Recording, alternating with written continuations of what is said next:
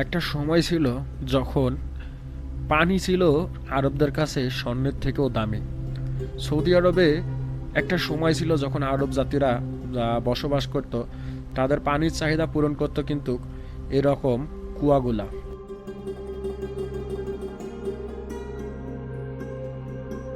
সময়ের বিবর্তনে হারিয়ে গিয়েছে কুয়াগুলো, তবে সৌদি আরবে এই কুয়াগুলো সংরক্ষণ করা হচ্ছে। এই যে দূরে যে গ্রামটা দেখতে পারতেছেন, একটা সময় ছিল যখন এই গ্রামের লোকজন পানির জন্য ওই পাহাড়ের নিচ থেকে কত কষ্ট করে আসতো এই কূপের কাছে।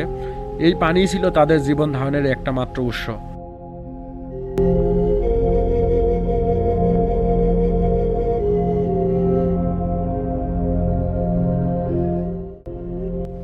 ভাবতেই অবাক লাগে কত চূড়ায় উতরায় পাড়ি হয়ে এই কূপের কাছে মানুষ তাদের জীবন ধারণের পানির জন্য আসতো।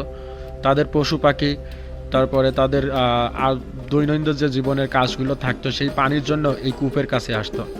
এটা মূলত হাইল শহর থেকে প্রায় 65 কিলোমিটার দূরে একটা শহর, সেটা শহরটার নাম হচ্ছে আল গাইদ। এই আল গাইদে সময়ের বিবর্তনে তা আজ হারিয়ে গিয়েছে, তবে সংরক্ষণ করা হচ্ছে সৌদি আরবের এই অঞ্চলটিতে। এটা দেখলে পারে মনে পড়ে যায় আরব বেদুইনদের জীবনযাপন এবং তাদের দৈনন্দিন কার্যক্রম কেমন ছিল।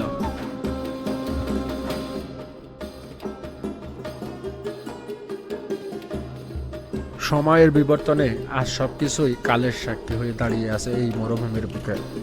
সৌদিদের জীবনে প্রযুক্তি এখন নিয়ে এসেছে অনেক প্রশান্তি। তারা ভুলেই গেছে তাদের পূর্বপুরুষ কিভাবে মরুভূমিতে বসবাস করছে।